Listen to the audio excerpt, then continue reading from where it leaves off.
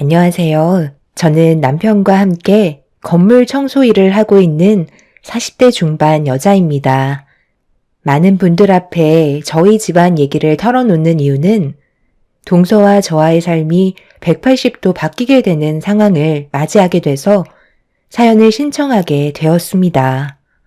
그동안 동서를 알고 지낸 지 1년 정도 되었는데요. 시동생과 동서가 정식적으로 결혼식을 올리고 부부가 된 건 작년 가을쯤 되겠네요. 동서는 결혼 전에 시댁에도 자주 왕래하면서 좋은 며느리의 이미지를 구축해 나가며 시부모님의 사랑을 한몸에 받고 있었어요. 워낙 잘 사는 집안이라 저희 집안과는 비교 자체가 안 되었죠. 동서는 젊은 나이임에도 부모님의 재력으로 건물주라는 타이틀을 가지고 있으면서 저희 부부에게 건물 청소를 맡겨 주었습니다. 작은 동네에서 일반 상가나 다가구 주택 정도의 청소를 해왔었는데 동서의 소유로 되어 있는 15층 빌딩 건물 청소는 생각보다 방식이 많이 달랐어요. 저희가 그동안 청소해왔던 방법이 아닌 동서가 원하는 대로 해줘야만 하는 상황이었죠. 보통은 남편이 견적을 내고 일주일에 2번에서 많게는 3번 정도 청소가 이루어지는데요. 동서의 건물 안에 청소하시는 분들이 상주에 계셔서 저희는 외부 유리창이나 청소가 힘든 곳 위주로 담당하게 돼서 일주일에 1번만 가는 걸로 결정을 하게 되었죠. 그런데 동서에게 돈을 받고 일을 하는 입장이 되면서부터 조금씩 문제가 생기기 시작했습니다.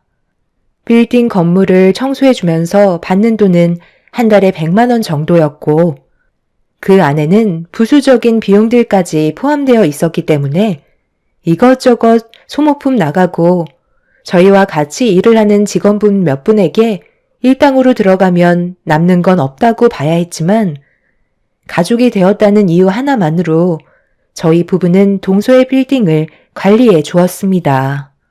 그런데 어느 날 동서가 저를 잠깐 사무실에서 따로 보자며 손짓을 하길래 한창 청소를 하고 있던 상황이라 지저분한 몸 상태로 동서를 마주하는 게 좀 그랬지만 무슨 일인지 몰라 일단 사무실로 따라 들어가게 되었습니다.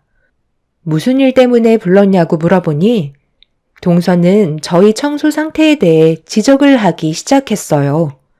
마음에 들지 않는 부분들이 있다고 좀 더 신경 써달라는 요청이었습니다. 형님, 제가 정말 이런 말까지 안 드리려 했는데요. 일주일에 1번씩 청소를 끝내시고 돌아가신 뒤 살펴보면 솔직히 너무 엉망이에요. 청소 전문 업체라 그래도 믿고 맡겼는데 너무 형편없어서 깜짝 놀랐어요. 앞으로 좀 더 신경 써주시면 좋을 것 같은데요. 특히 제가 매일 아침마다 사무실에 들어와서 제일 처음 하는 일이 커피 한잔 하면서 창밖을 쳐다보는 건데 창이 너무 얼룩져 있잖아요. 외벽은 제가 닦을 수도 없는 건데 최대한 신경 써서 해주셔야죠.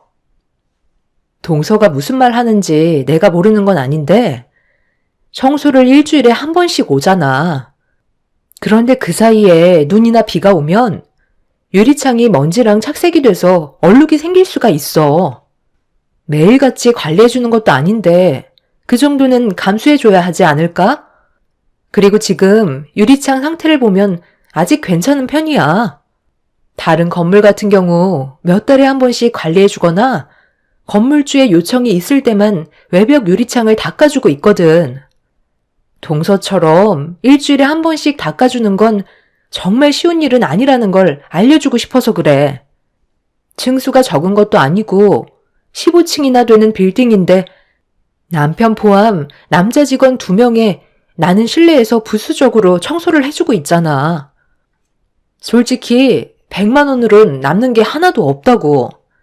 그래도 동서는 가족이기 때문에 아무런 조건 없이 관리해주고 있는 건데 너무 타이트하게 조이지 않았으면 좋겠어.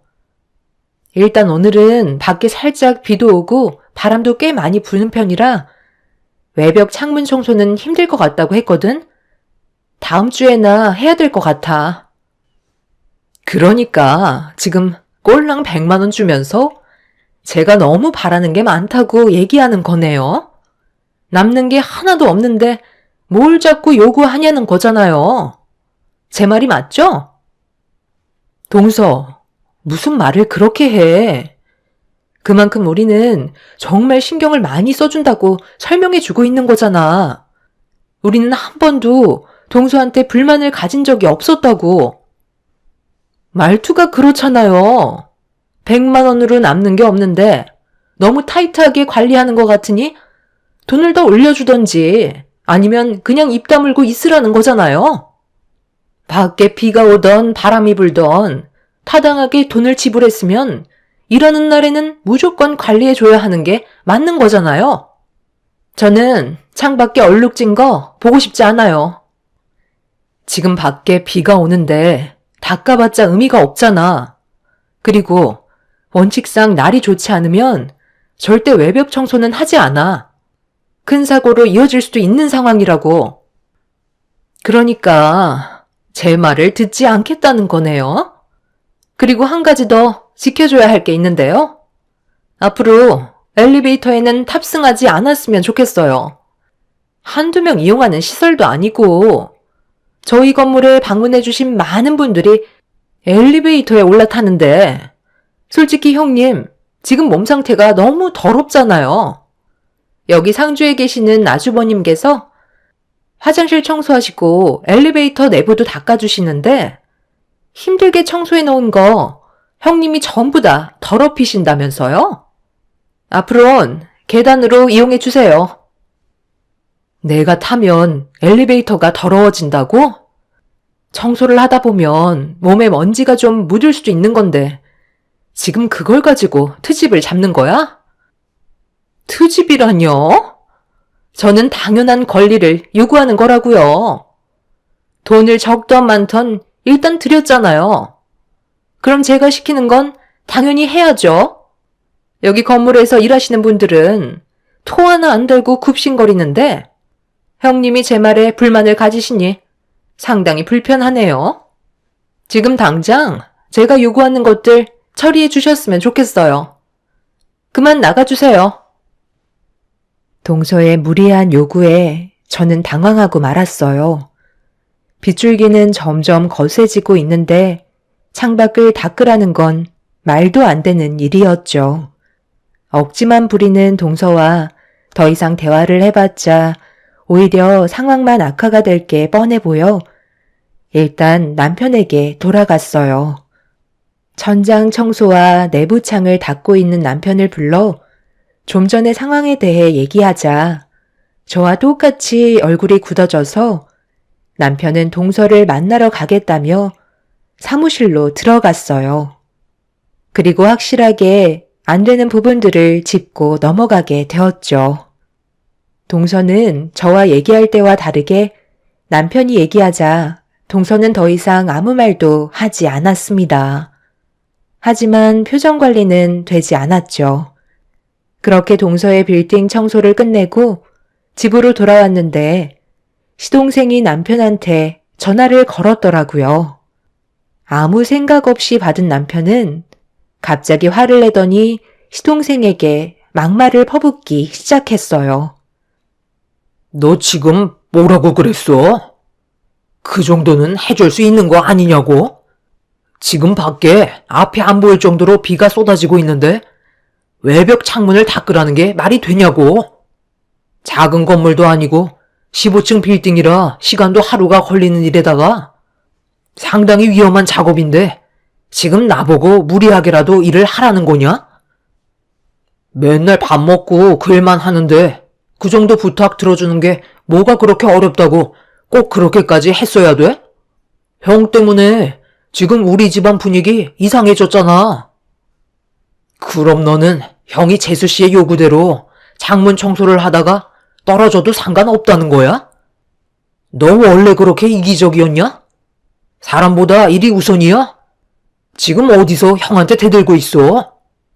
차라리 이런 식으로 할 거면 다른 사람 구하라고 그래. 일주일에 한 번씩 15층 건물 청소하는데 100만 원 주는 곳이 어디 있어? 가족이니까 그냥 관리해 주는 건데 감사하게 생각해야지. 잘 알지도 못하면서 또다시 이런 식으로 전화한다면 그땐 형도 더 이상 참지 않을 거니 그런 줄 알아라. 시동생은 자기 형이 다칠 수도 있을 만큼 위험한 작업인데도 자기 마누라의 말을 들어주지 않았다고 불만을 털어놓고 있었습니다. 듣고 있던 남편은 결국 화가 머리끝까지 차올라 난리를 치고 말았네요. 돈을 주고 일을 시키는 입장이라고 해서 남을 함부로 대하는 건 확실히 잘못된 거였고, 저희는 그런 동서의 잘못된 행동들에 대해 바로 잡으려 했을 뿐이었죠. 그런데 이 문제가 엄청나게 큰 파장을 불러일으키게 될 거라곤 전혀 상상하지 못했습니다.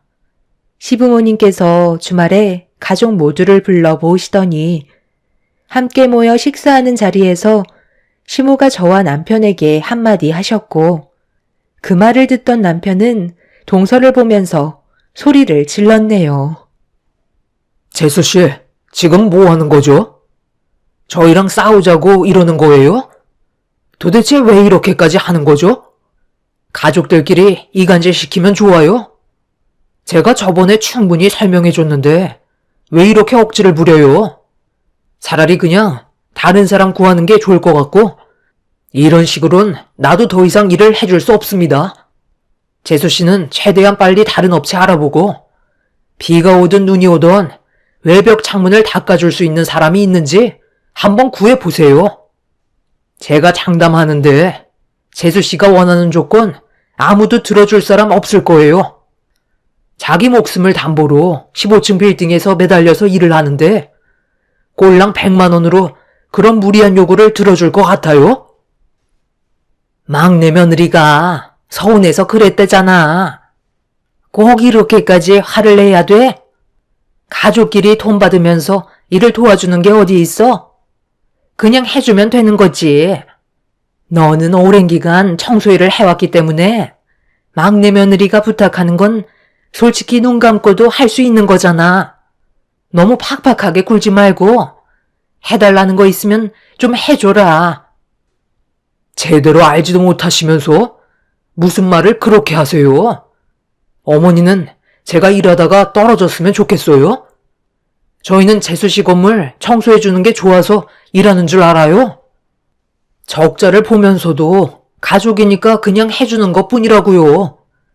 그냥 배가 부른 걸로밖에 안 보이네요. 그래도 계약한 게 있으니까 이번 달까지만 청소해주는 걸로 할게요. 말도 안 통하는데 더 이상 어떻게 진행을 할 수가 있겠어요? 재수씨 한마디에 왜 이리 다들 절절 매는 거죠? 저도 서운해서 그런 거예요. 창이 너무 더러우니까 제대로 청소를 해달라고 요구를 했던 건데 그게 그렇게 잘못된 건 아니잖아요? 돈이야 올려줄 수도 있는 건데 저는 하고 싶은 말도 못하는 거예요? 돈이 적던 많던 타당하게 요구한 것뿐인데 그걸 가지고 화를 내신 건 아주버님이 먼저셨잖아요. 그래서 어머님한테 속상했던 마음 털어놨는데 저는 입도 뻥끗하지 말고 살라는 거네요. 그냥 해주는 대로 감사하게 생각하고 살아라. 그런 말투로 저를 대하셨잖아요. 동서, 그게 아니라고 몇 번이나 설명했는데 도대체 왜 그러는 건데? 돈을 준다고 해서 무조건 시키는 대로 하는 건 직업상 힘들다는 거야. 날 좋을 때 시간 맞춰서 관리해 줄 수도 있는 건데 지금 당장 눈앞에 보이는 지저분한 것들이 있다고 비가 오는 안 좋은 날씨에 외벽에 매달려서 창문을 닦을 필요는 없다는 걸 말해줬잖아. 그럼 우리의 입장도 이해를 해줘야지. 무조건 억지를 부린다고 해서 좋아질 수 있는 게 뭐가 있겠어? 차라리 남을 알아보는 게 좋겠어. 집안 분위기는 점점 더 불편해졌고 남편은 더 이상 할 말이 없다며 자리에서 일어났어요. 저도 남편을 따라 같이 일어난 뒤 시부모님께 인사를 드리고 먼저 집으로 들어왔습니다. 남편은 동서의 행동에 분이 안 풀렸는지 집에 들어와선 술부터 찾았네요. 보통 다음날 일을 해야 돼서 웬만하면 술을 입에 대지 않는데 남편은 상당한 스트레스를 받은 것 같아 보였습니다. 그런 모습을 보고 있는 저도 한숨만 나왔죠. 청소일을 한다고 해서 너무 무시를 하는 것 같아 마음이 별로 좋지 않았어요. 시동생이 동서와 결혼하기 전에는 그래도 저희 부부에게 상당히 잘해줬었는데 동서가 들어오면서부터 모든 게 바뀌어 버렸습니다. 그렇게 한참 동안 술을 마시던 남편은 방으로 들어가 누웠고 저는 밀린 일과 아이들을 재운 뒤 창밖을 바라보고 있었습니다. 새로운 가족이 들어와 함께 한다는 건 정말 쉽지 않은 문제였고 그날 이후 지속적인 마찰이 계속해서 생겨나기 시작했죠. 안 좋은 감정은 점점 서로에게 상처를 주고 말았습니다.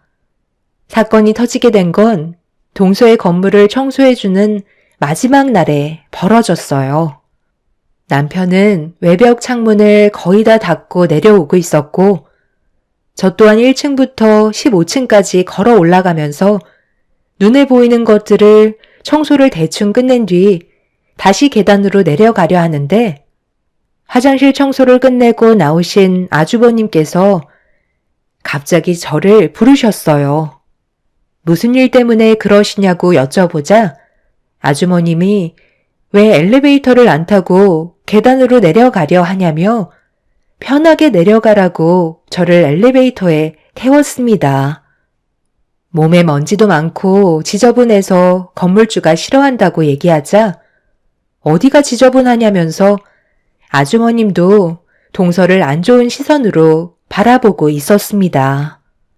사람들도 없었고 잠깐 타는 거라 크게 문제될 것 같지 않았는데 1층에 도착하고 아주머님과 인사를 주고받으면서 엘리베이터에서 걸어 나오는 순간 제 앞에 동서가 딱 서 있었습니다. 깜짝 놀란 저는 어색한 미소로 인사를 건넸고 동서의 얼굴 표정은 굳어지더니 저를 노려보면서 왜 엘리베이터에 탔냐고 화를 내기 시작했어요. 저는 흥분한 동서를 진정시키면서 침착하게 상황을 설명해 나가는 순간 다달이 100만 원씩 꽂아주는데 고작 15층 청소하면서 엘리베이터 타고 내려왔다며 제 뺨에 손을 올려 붙였네요. 너무 놀란 저는 당황해서 아무 말도 못한 채 동서를 바라봤어요. 걸어 올라갔으면 걸어 내려오면서 청소가 안 된 곳들이 있는지 다시 한번 확인해 봐야 하는 거 아니에요? 오늘이 마지막 날이라고 아주 대충 하려고 드네? 그렇다고 지금 이게 뭐 하는 짓이야? 고작 엘리베이터 한번 탔다는 이유로 내 뺨을 때려? 동서, 원래 이런 사람이었어? 돈 좀 있는 집안이라고 밑에서 일하는 사람 전부 하찮게 봐도 되는 거야? 정말 살다 이런 대우를 받은 것도 처음이지만 나도 도저히 그냥 넘어갈 수 없을 것 같네. 동서가 방금 나한테 했던 행동에 대해 반드시 후회할 날이 올 거고 땅을 치게 될 거야. 오늘 이 시간 이후로 우리는 가족이라고 생각하지 않을게. 아주머니, 그거 화장실에 버리실 거예요? 저 주세요. 제가 버려드릴게요. 더러운 하수구가 여기에 있는데 힘들게 화장실까지 가서 청소물을 버릴 필요가 있겠어요? 저는 한가득 담겨있던 청소물을 바가지로 퍼서 동서의 얼굴에 사정없이 뿌려버렸고 화장실을 청소했던 더러워진 대걸레를 동서의 입에 쑤셔 넣어 버렸네요. 온몸이 청소물로 더럽혀진 동서는 경악을 하며 비명을 질렀고 많은 사람들이 동서와 저를 구경하고 있었습니다. 그리고 그 사이 일을 끝낸 남편이 건물 안으로 들어오면서 저와 동서가 서로 머리채를 잡으며 뒹굴고 있는 모습을 발견했고 저희 둘 사이를 힘겹게 분리시켜 놓았습니다. 사색이 된 얼굴로 저와 동서를 바라본 남편이 무슨 일이 있었는지 물어보길래 제가 상황을 설명하니 남편은 저보다 더 분노하게 되었고 동서에게 청소물을 전부 다 부어 버렸네요. 온몸이 더러워진 동서는 주저앉아 자기 몸을 보며 비명을 지르더니 저희를 절대 용서하지 않겠다고 난리를 치기 시작했어요. 남편은 상대도 하지 말라면서 저를 부축해 차에 태운 뒤 집으로 돌아왔습니다. 그리고 잠시 뒤 저와 남편의 핸드폰은 불이 날 정도로 엄청난 전화가 쉬지 않고 계속 울려대기 시작했어요. 한참 뒤 시모의 전화를 받자 수화기에서 울려 퍼지는 화가 머리끝까지 올라온 시모의 목소리를 들을 수 있었습니다. 당장 시댁으로 달려오라는 말을 하셨지만 남편은 가지 않겠다는 한마디를 한 뒤에 전화기의 전원을 꺼버렸네요. 저희가 아무런 조치도 취하지 않자 시부모님과 시동생이 집에까지 찾아와 문을 두드리기 시작했어요. 남편은 절대 열어주지 않았고 한참 동안 집 앞에서 난리치던 시댁 가족들은 결국 돌아가고 말았습니다.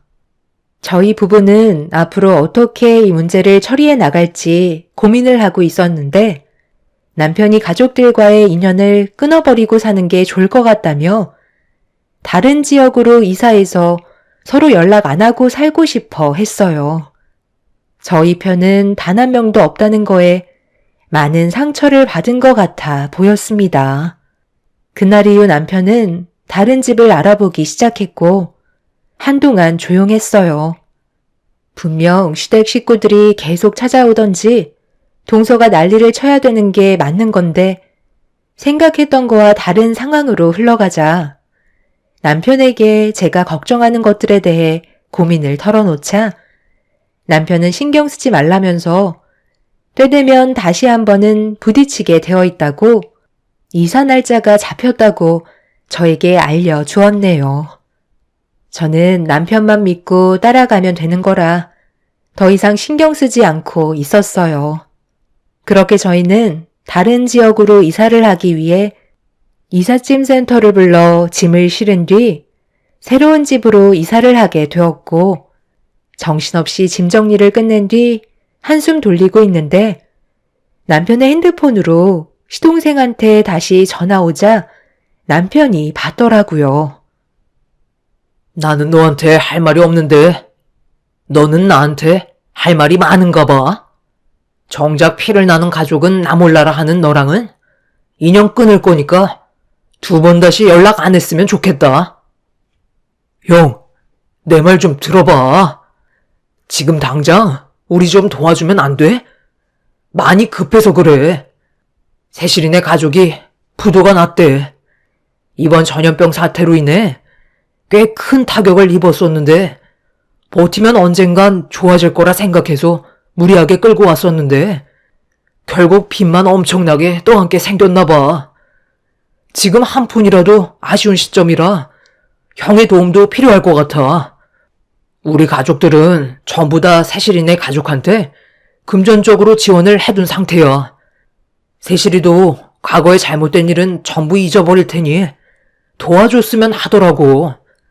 형도 알겠지만 세실이네 아버님께서 지금 건물을 전부 다 매각하셨어. 불어난 빚 때문에 어쩔 수 없는 결정이셨던 것 같아. 마지막으로 세실이가 가지고 있던 빌딩도 아버님께서 처분하신대. 한순간에 이렇게 무너질 줄 몰랐는데 앞으로 어떻게 하면 좋을지 모르겠어. 너무 앞이 캄캄하다고.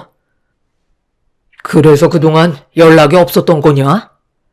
어쩐지 뭔가 이상하다곤 생각했었는데 재수씨네 집안이 부도가 나서 집안에 비상사태가 된 거였구만. 뭐 어쩌겠어. 운영을 잘못한 탓이니 현실을 받아들여야지. 나는 도와줄 생각 전혀 없고 앞으로는 너 앞에 나타날 일도 없을 거다. 재수씨의 빌딩까지 처분할 정도면 빚도 어마어마할 텐데 우리가 가지고 있는 재산으론 숨도 돌리지 못할걸. 어찌됐든 나는 도와줄 생각 조금도 없으니 2번 다시 연락하지 마라. 남편이 전화를 끊자마자 시부모님께 다시 연달아 전화가 왔고 남편이 받지 않자 제 전화로 계속 연락을 취하셨어요. 그동안 갑자기 연락을 하지 않고 찾아오지 않으셨던 이유는 동서의 집안에 심각한 문제가 생겨서 그랬던 거였네요. 동서는 끝까지 전화가 온 적은 없었지만 시동생이 남편에게 도와달라며 소식을 전하는 걸로 어떤 상황인지 대충 알 수는 있었습니다. 동서가 애초부터 저희 부부에게 잘했다면 이런 관계까지는 오지 않았을 텐데 모든 건 전부 동서 탓인 거였죠. 저희는 남편과 함께 다시 일을 시작하면서 일거리를 점점 더 늘렸고 오랜 기간 남편과 관계를 유지하고 있었던 거래소 사장님한테 오래간만에 연락이 왔습니다. 괜찮은 매물들이 꽤 많이 나왔다면서 남편 보고 한번 방문해달라고 부탁을 하셨어요. 저희는 일을 마친 뒤 거래소에 발을 들였는데 누군가 거래소 사장님과 대화를 주고받고 있었습니다. 뒷모습과 말투가 익숙했는데 저희가 들어오는 소리에 고개를 돌린 여자는 다름 아닌 동서였네요. 사장님은 저희 남편을 반갑게 맞아주면서 손님이 오셨으니 잠시 기다리라며 커피를 건네주셨습니다. 동서는 저희 부부를 보곤 얼굴을 급하게 돌렸고 거래소 사장님은 빌딩을 매입할 사람이 나타나면 다시 연락드리겠다고 동서에게 명함을 건네주셨네요. 동서와 저희는 얼굴을 마주했지만 서로 아는 척하지 않았어요. 저번에 말씀하신 매물이 이번에 나왔거든요. 거래 금액은 20억 정도로 보시면 될 것 같습니다. 그리고 이건 새롭게 건물 청소 요청한 이력들입니다. 이제 사장님께서도 건물주가 되시는 거네요. 저 스타트인 만큼 앞으로 잘 풀리셨으면 좋겠습니다. 이번에 사업도 더 크게 확장하신다면서요? 그렇긴 한데 사장님께서 많이 도와주셔야죠. 매번 저희 쪽에 연결해 주셔서 많은 도움이 되고 있습니다. 앞으로도 잘 부탁드릴게요. 이따가 저녁 식사 같이 하실까요? 20억 건물을 살 돈 있었으면서 우리 집안 상황 모르는 것도 아닌데 매몰차게 그렇게 나와야 했어요? 20억짜리 건물 가지고 건물주라니 웃기지도 않네. 동서한테는 푼돈일지 모르겠지만 우리는 정말 힘들게 벌어모은 돈으로 이뤄낸 결과물이거든. 남의 인생 함부로 얘기하지 말아줬으면 좋겠어. 그리고 지금 동서 집안은 부도 났다며? 20억도 없는 거 아니야? 돈 많다고 자랑하며 남을 하찮게 대하더니 꼴 좋네. 결국 뿌린 대로 거두는 거라고. 언젠가 그렇게 될 줄 알았어. 이제 동서는 건물주도 아니네. 앞으로 돈 버는 게 얼마나 힘든지 한번 겪어봐. 금수저였던 동서가 사회생활이 얼마나 어려운 건지 느껴봐야 돈의 소중함을 느끼지. 정 갈 데 없으면 우리 밑으로 들어와서 일해도 돼. 돈 벌겠다는데 청소일 정도는 하게 해줄 수 있어. 내가 정신 나갔다고 형님 밑에서 더러운 청소일을 할 것 같아요? 저는 절대 그렇게 일할 생각 없다고요. 보고 싶지 않은 얼굴 더는 마주치기 싫네요. 동서는 저희가 건물주가 됐다는 거에 배가 아픈지 말 한마디 안 붙이다가 아는 척을 하더라고요. 그런 동서가 참 안타깝게 느껴졌고 집안이 부도가 났다 해도 그 성격 절대 버리지 못할 것 같아 보였습니다. 그렇게 동서와 저희는 그날 이후 2번 다시 얼굴을 마주하지 않고 있지만 문제는 시부모님께서도 동서네 가족이 다시 일어날 수 있을 거라는 기대에 부풀어 많은 돈을 지원해 줬다가 결국 같이 주저앉게 되는 상황까지 오고 말았습니다. 동서가 저희 부부한테 20억의 재산이 있다는 걸 시부모님께 말씀드렸는지 도와달라는 연락이 쉬지 않고 오고 있네요. 남편은 힘들게 이끌어온 우리 가족까지 무너지는 걸 원치 않는다며 전화번호까지 바꿔버렸네요.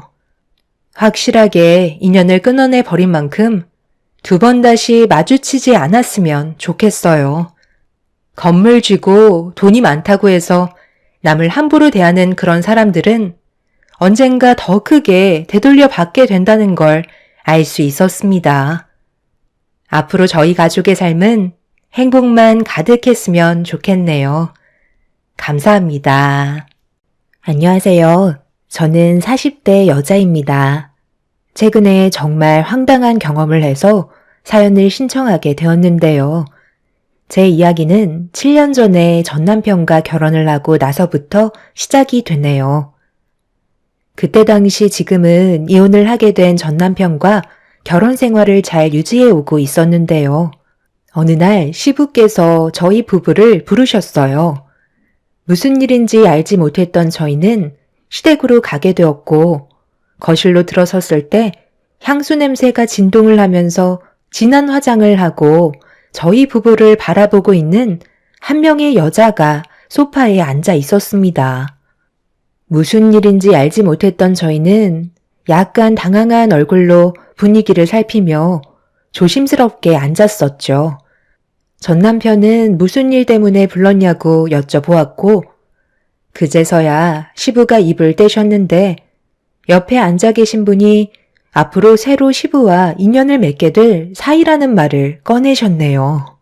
그때의 일이 저에게 엄청난 충격으로 다가왔던 건 시부의 재혼 상대가 저와 비슷한 나이 차이 같아 보였어요. 그때 당시에 남편도 당황했는지 앉아 계신 여자분께 나이가 어떻게 되냐고 여쭤보았고 예비 시모가 될 분은 저와 10살 정도 차이가 나는 상황이었습니다.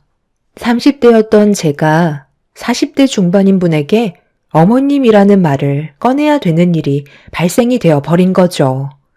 남편도 당황을 했었는지 난감한 표정을 보이면서 진지하게 다시 되물었고 시부는 무조건 결혼을 하겠다는 결심을 굳히셨어요.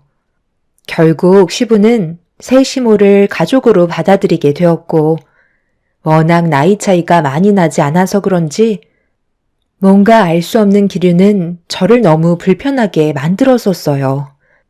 저도 그렇고 남편 또한 이런 상황들이 난감했던 건 어쩔 수 없는 상황이었어요. 저희도 결혼을 한 지 얼마 되지 않았었는데 갑자기 시부께서 결혼을 하겠다며 데려온 여자가 20살이나 차이가 나는 분이었기 때문에 무슨 의도로 접근했는지부터 의심을 하게 만들었고 좋은 시선이 갈 수가 없었던 거였죠. 그런데 저희의 기분을 느끼고 있었는지 시모는 시부와 결혼 이후 상당히 날카로운 모습들을 많이 보여주기 시작했고 비슷한 나이 차이라 초장부터 저희를 잡으려는 행동들이 눈에 들어왔습니다. 시부의 아내가 되었으니 시모로 대접을 받고 싶어 하는 것 같아 보였어요. 그래서 저희는 최대한 기분을 맞춰드렸고 시모로 받아들였지만 날이 가면 갈수록 여러 가지로 저를 너무 힘들게 만들었어요. 남편은 시부의 눈치를 살피면서 새 시모에게 불만이 있어도 입도 뻥끗 못하고 있었죠. 당신한테는 새엄마라서 조심스럽다곤 하지만 솔직히 이런 상황 너무 불편하지 않아? 나이 차이가 많지 않아서 그런지 계속해서 우리를 견제하시는 것 같아. 어쩌겠어. 그냥 이대로 살아야지. 아버지께서 좋다는데 내가 말릴 이유도 없었고 최대한 맞춰드려야 가정에 평화가 오지 않겠어? 아무래도 우리 집안에 가족으로 들어온 지 며칠 안 돼서 더 예민하게 행동하시는 걸 거야. 시간이 지나면 크게 문제될 일은 아닌 것 같은데 당신이 좀 불편하다고 생각되면 아버지 집에 가는 횟수를 좀 줄이던가 하면 되지. 나도 솔직히 불편하긴 하지만 친어머니가 세상 떠나시고 몇 년간 외로우셨는지 얼굴에는 그늘이 가득하셨는데 지금은 밝게 웃으시니까 나는 차라리 이게 좋은 것 같아. 그리고 아버지도 젊은 새어머니 들이셔서 젊게 사시려고 노력하고 계시잖아. 남편은 좋게 생각하라며 처음은 모든 게 서툰 거라고 얘기했지만 저는 시모에게서 느껴지는 기운이 별로 좋아 보이지 않았습니다. 여자는 여자가 잘 안다고 남자가 모르는 무언가 심리적인 불편함이 있었는데 시부가 별일 없으면 웬만해선 시댁에 와서 시간을 보내길 원하고 계셨습니다. 서로가 하루빨리 가까워지길 바라셔서 그런 건지 약간 강압적인 모습을 보여주셨죠.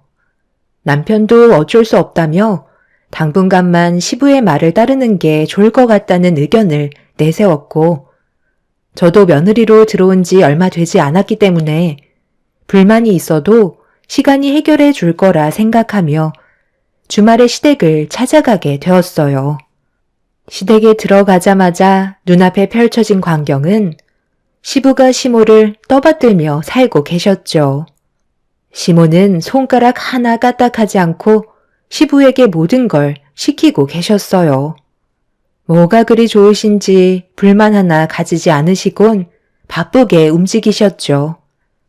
그렇게 저희가 오자마자 시모는 소파에 앉아서 저를 부르시더니 주방에 저녁거리 준비해놨다며 배가 많이 고프다면서 서둘러 음식을 만들길 원하셨고 시부는 시모의 말에 장단을 맞춰주면서 주방에 빨리 들어가라며 손짓을 하셨습니다.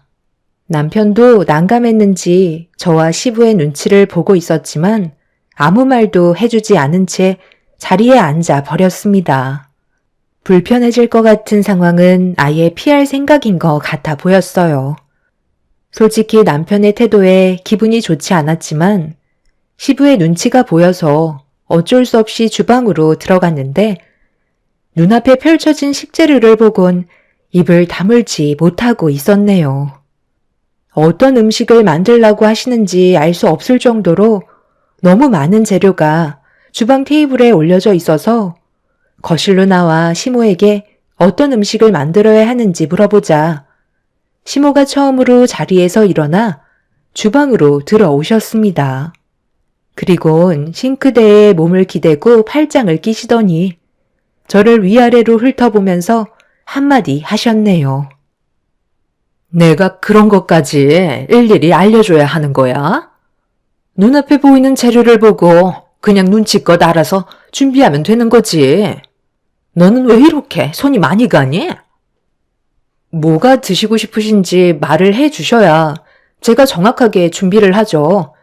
알아서 준비했는데 원하시는 음식이 아니면 마음에 안 드실 수도 있잖아요. 방금 뭐라고 그랬어? 그냥 알아서 하고 싶은 거 하라는 거잖아. 얼마나 음식 솜씨가 좋은지 보려는 거라고. 이런 것까지 하나하나 말해줘야 하는 게 얼마나 귀찮은지 알아? 그리고 너 지금 나를 대하는 말투가 그게 뭐야? 내가 너랑 나이 차이가 많지 않다고 해서 무시하는 거니?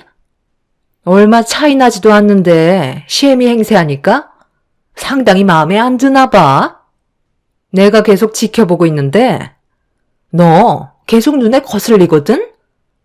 분명히 얘기하겠는데 표정 관리 잘하고 말투부터 고쳐라. 그렇게 하지 않으면 아주 눈물을 쏙 빼놓고 내쫓아 버릴 거니까 알겠어? 내가 너보다 나이가 많은 건 변함없는 사실이니까 지킬 건 지키라는 거야. 학력이 고졸이 끝이라서 개념이 없는 건지 아니면 원래 사회생활을 못하는 거야? 제발 눈치껏 좀 행동하라고. 내 말 알아먹었으면 당장 음식 준비해라. 주방이 시끄러워지자 시부와 남편이 급하게 달려왔고 시부는 시모에게 다가가 무슨 일이냐고 물어보자 시모는 음식 좀 준비하라고 했는데 제가 말투부터 표정이 좋지 않아서 따끔하게 한 소리 했다며 자기가 나이가 어려서 무시당하는 것 같다고 갑자기 눈시울을 붉히시더니 남편과 시부가 보는 앞에서 눈물을 쏟아내기 시작했어요.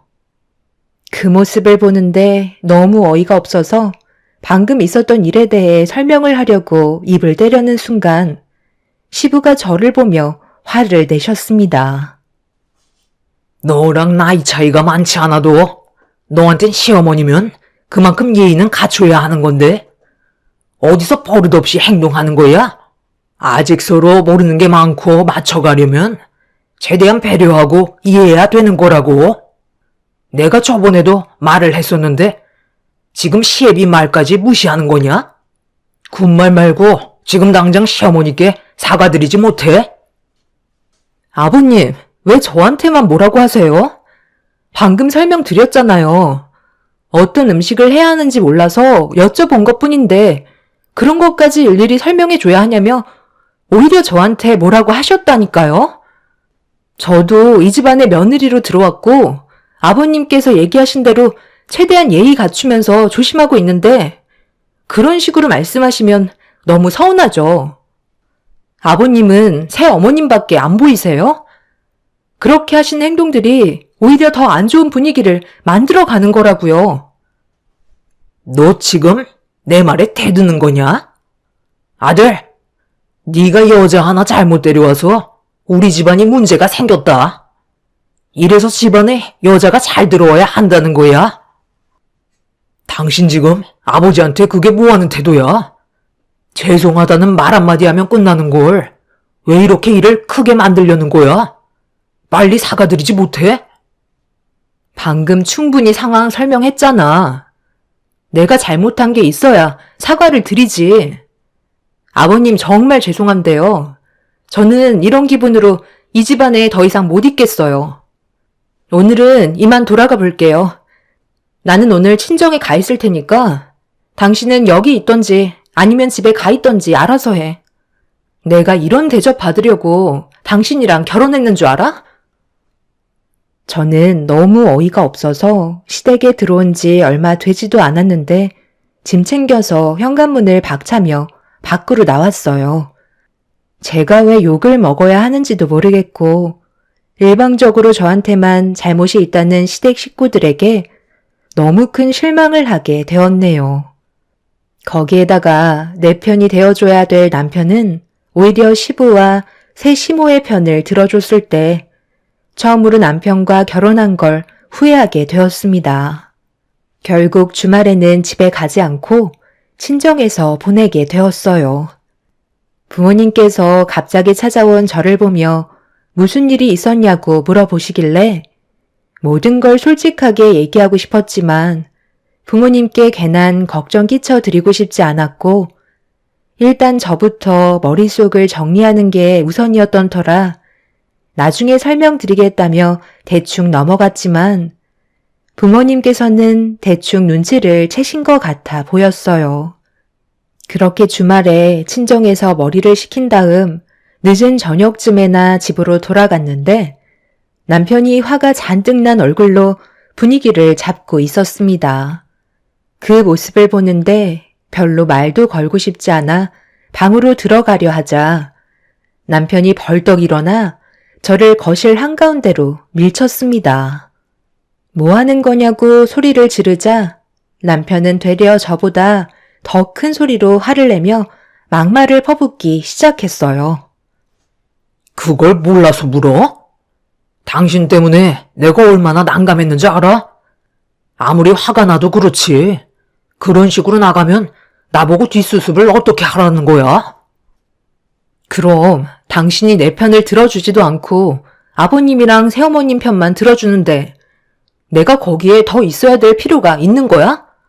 내 입장에서는 조금도 이해해주려 하지 않았잖아. 더 이상 길게 말해봤자 대화도 안 통할 것 같아서 나온 건데 그게 뭐가 잘못됐어? 지금 나 상당히 피곤하거든. 오늘은 서로 건들지 않는 게 좋을 것 같은데? 어찌됐든 나는 잘못한 게 조금도 없으니까 내가 먼저 사과드릴 거라는 기대는 하지 마. 당신한테도 정말 실망이야. 그럼 내가 그 자리에서 당신 편을 들면 집안 싸움밖에 더 나? 나는 최대한 좋게 끝내려 했을 뿐이라고. 당신이 오히려 모든 걸 다 망쳐놓은 거야. 내가 그때 나오지 않았다면 더 큰 싸움으로 번졌을지 몰라. 당신은 새어머님 보면 몰라? 성격 장난 아니야. 당신 집안을 통째로 삼킬지도 모른다고. 눈빛이 남들과는 다르다는 거야. 내가 봤을 때 새어머님은 아버님 재산 보고 들어온 것 같아. 그것 말고는 솔직히 이유가 없잖아? 20살이나 차이가 나는데 상식적으로 이해가 안 되잖아. 돈 말곤 새어머님이 접근할 이유가 없어. 당신 집안 망하기 전에 두 분 하루라도 빨리 갈라서게 하는 게 좋을 거야. 당신이 뭘 안다고 그래? 두 분 사이가 얼마나 좋은데. 괜히 젊은 분이 시어머니로 들어와서 대우해주기 싫다는 걸로밖에 안 보이거든. 남편과는 더 이상 대화할 가치도 없는 것 같아 남편을 밀친 뒤 방으로 들어와 버렸습니다. 이미 남편의 행동에 정이 뚝 떨어져 버린 저는 차라리 아이를 가지기 전에 이혼을 하는 게 좋을 것 같다는 생각을 하게 되었고 머릿속에 이혼이 떠나가질 않았어요. 그만큼 남편에 대한 실망을 너무 크게 하게 되었죠. 그렇게 남편과 냉전의 상태가 되었고 제대로 된 결혼 생활을 유지하지 못하고 있는 상태에서 제가 시댁에도 가지 않고 버티고 있자 시모가 저희 집을 찾아오게 되었네요. 남편은 시부와 따로 시간을 보낸다며 일찍 나갔는데 전부 다 계획적으로 보였어요. 남편이 나가자마자 몇 시간 뒤에 새 시모가 집으로 찾아왔었거든요. 내가 왜 찾아왔는지 알지? 너 요즘 하는 행동이 상당히 마음에 안 드는데 계속 참고 있는 거 안 보이니? 적당히 했으면 고개 숙이고 들어와야지. 언제까지 이런 식으로 행동할 건데? 정말 갈 때까지 가보자는 거야? 어차피 네가 나한테 불편한 존재라면 이 집안에서 충분히 내쫓아 버릴 수 있거든. 그래서 저랑 그이랑 이혼하게 만드시려고요? 그래서 얻으시는 게 뭔데요? 솔직하게 얘기해 보세요. 상식적으로 전혀 이해가 되지 않아서요. 아버님 재산 보고 접근하신 거죠? 결혼하시자마자 외제차 뽑으시고 명품 쇼핑 다니시면서 사치를 즐기고 계시잖아요. 누가 봐도 충분히 오해할 만큼 돈을 쓰고 계시잖아요. 내가 돈을 많이 쓰든 말든 그게 너랑 무슨 상관이야? 돈 많은 남자가 나 좋다고 따라다니는 건데 마다할 이유가 전혀 없잖아? 네가 뭘 알겠어. 세상은 사랑보다 돈이 전부야. 그걸로 모든 게 판가름 난다고. 나는 이 집안에 끝까지 붙어 있을 거고 방해가 되는 요소가 있다면 전부 다 처리할 생각이야. 그러니 네가 이 집안의 며느리로 있을 거면 내 말에 순종하고 조용히 따르는 게 좋을 거야. 그렇게 하지 않는다면 너희 둘은 무슨 수를 써서라도 이혼하게 만들 거다. 근데 이거 어쩌죠? 저는 하라는 대로 무조건 행동할 만큼 멍청하지 않거든요. 그리고 이혼하게 만들겠다고요? 그건 제가 알아서 선택할 문제예요. 남의 인생을 함부로 결정하려 들지 마세요. 볼일 끝났으면 이만 돌아가 주시겠어요?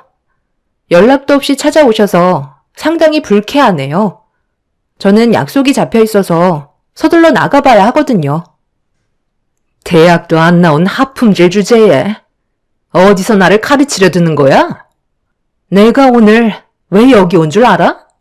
네가 가지고 있는 그 버르장머리를 뜯어 고치려고 왔다.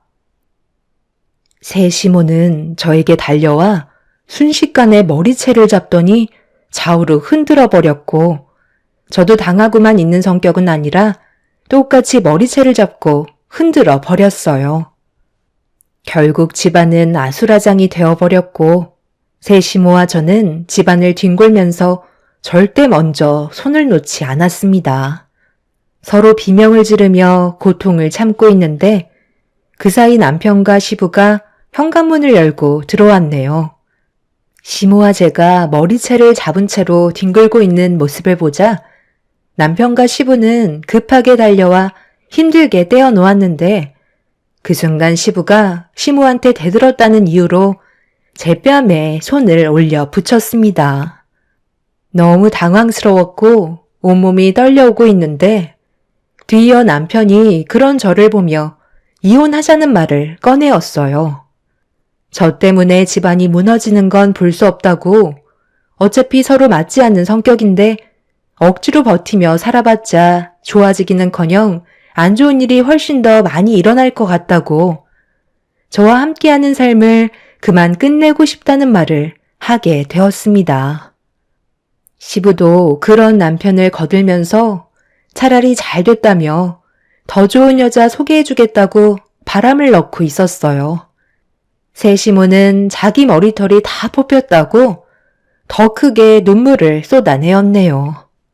저도 이렇게 사는 건 아닌 것 같아 남편과의 이혼을 결정하게 되었고, 두 번 다시 만나지 말자는 말을 끝으로 그렇게 시댁과의 인연을 끊어버리고 말았습니다. 그렇게 저와 남편이 갈라서는 순간을 뒤에서 지켜보던 시모의 사악한 웃음을 잊을 수 없을 정도로 엄청난 정신적인 고통에 시달리며 살아왔었지만, 시간이 약이라고 세월이 지나면서 제 아픔 또한 점점 사라지게 되었네요.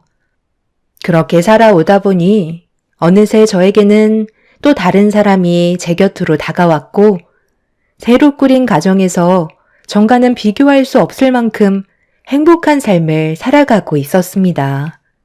전 남편과 이혼을 하고 7년의 세월은 저에게 많은 변화를 주었는데, 어느 날 지금의 시부모님께서 온 가족을 한 집으로 모이게 하셨어요. 저희 부부는 무슨 일인지 알지 못하는 상태에서 한자리에 모이게 되었는데, 대가족이었던 현 남편의 집안에 식구들이 하나둘 모여들기 시작하면서 시끌벅적한 분위기와 웃음이 끊이지 않고 있었는데, 큰 아주버님이 마지막으로 도착하셨는데 그 모습을 보자마자 저는 입을 다물지 못했고 경악을 하고 말았습니다. 7년 전에 난리를 치고 인연을 끊었던 시모가 큰 시숙의 배필 자리에 시집의 맏며느리감으로 인사를 오게 된 거였어요. 너무 놀라버린 상태라 저도 모르게 몸을 돌려 급하게 주방으로 들어가 쿵쾅거리는 심장을 진정시키기 위해 몇 번이나 심호흡을 했지만 쉽게 가라앉지 않았어요. 시모였던 그 사람이 왜 큰 아주버님의 곁에 있는 건지 이해할 수 없는 상태에서 몰래 고개를 내밀어 거실 쪽을 바라보니 이미 그 사람은 벌써 화기애애한 분위기를 이끌어가고 있었어요.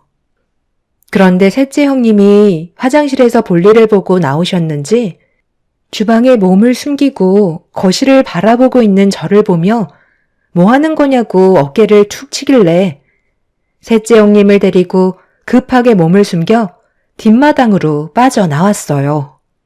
당황한 셋째 형님은 저를 보며 무슨 일이 생겼냐고 걱정스러운 얼굴로 물어보시길래 큰 아주버님과 함께 인사 온 여자의 과거에 대해 모든 걸 털어놓게 되었고, 셋째 형님은 말도 안 된다며 경악을 했습니다. 셋째 형님은 둘째 형님한테 전화를 해선 잠시 뒷마당으로 불렀고, 제가 한 말에 대해 전부 다 설명해주며 절대 큰 아주버님과 결혼을 하게 해선 안 된다고 서로 진지하게 의논을 하게 되었어요. 그렇게 둘째 형님과 셋째 형님은 자리에 돌아가 앉았고, 저는 남편에게 전화를 걸어 뒷마당으로 급하게 불렀어요. 그런 다음 제가 겪었던 과거에 대해 대충 알고 있던 남편한테 큰 아주버님 옆자리에 앉아있는 사람이 바로 그 여자라며 이 결혼은 절대 성사되면 안 된다고 확실하게 못을 박았죠. 남편의 얼굴은 사색이 되었고 저는 차라리 모습을 나타내지 않는 게 좋을 것 같다며 나머진 남편이 알아서 하겠다고 자리로 돌아가게 되었습니다. 그렇게 멀리에서 분위기를 살피고 있는데 남편은 셋째와 둘째 아주버님을 따로 불러 무언가 알 수 없는 대화를 주고받았고 모두가 이 사실을 알게 된 상태에서 저는 거실의 분위기를 살피기 위해 몰래 주방으로 다시 들어와 귀를 기울이며 그 여자가 어떤 말을 하는지 묵묵히 듣고 있었습니다. 제가 봤을 때 큰 아주버님의 건강이 많이 안 좋은 걸 알고 접근한 것 같아 보였어요. 영애 씨랑은 골프장에서 만나게 됐는데 내가 도움을 많이 받았거든. 몸이 좋지 않다 보니 여러 가지로 챙겨주는 모습이 너무 고마웠고 그렇게 만남을 지속하다 보니까 나도 이제 다시 한 여자에게 정착하고 싶다는 생각이 들어서 결혼을 결심하게 됐어. 다들 알겠지만 내가 그동안 사별후 여자를 만나지 않고 살아왔던 건 그렇게 필요성을 느끼지 못했었는데 확실히 나이가 있다 보니까 더 알겠더라고. 서로 도움을 주고받고 위로받는다는 게 얼마나 좋은 건지 알 수 있었어. 그래, 정말 다행이다. 우리가 세상 떠날 날이 얼마 남지도 않았는데 너가 다시 정착하는 걸 평생 못 볼 것 같아 얼마나 걱정했는지 아니? 말 나온 김에 최대한 빨리 서둘러서 혼인신고하고 살림 합치도록 해라. 그런데 막내 며느리는 어디 갔길래 한참 동안 안 보이는 거야? 전화 한번 해봐라. 무슨 일 생긴 거 아니지? 아, 배가 아픈지 화장실에 좀 다녀온다고 했어요. 금방 올 거니까 걱정하지 마세요. 그런데 하나 궁금한 게 있는데요. 서로 나이 차이가 너무 많이 나지 않나요? 10살 정도 차이면 요즘 시대에 많은 것도 아니잖아요. 저는 그런 거 전혀 신경 쓰지 않아요. 서로 좋기만 하면 되는 건데 나이 차이는 숫자에 불과하죠. 그럼 이번이 초혼이세요? 아니면 재혼이세요? 지금까지 혼자 사셨던 건 아닌 것 같은데. 재혼 맞으시죠? 그럼 혹시 자녀는 있으신가요? 재혼은 맞는데요.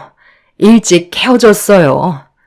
성격 차이가 너무 심해서 어쩔 수 없이 이혼을 선택하긴 했지만 지금 그게 중요한 건 아니잖아요. 자녀는 없으니까 걱정하지 마세요. 서로 초면인데 생각보다 너무 날카로운 질문들을 하셔서 제가 좀 당황스럽긴 하네요. 어머님, 연세가 8순이신데 너무 정정해 보이세요. 어머님, 저 부르셨다면서요? 배가 아파서 잠깐 화장실에 좀 다녀왔어요. 일단 과일이라도 좀 내올까요? 어머, 안녕하세요. 처음 뵙겠습니다. 그 여자는 저를 보며 밝게 인사를 건네더니 제 얼굴을 보자마자 사색이 된 표정으로 갑자기 딸꾹질을 하기 시작했어요.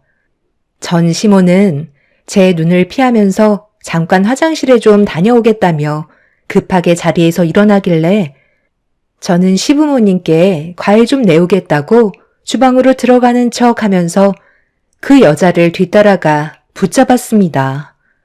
그리곤 뒷마당으로 데리고 가서 뭐 하는 짓이냐며 화를 내기 시작했네요.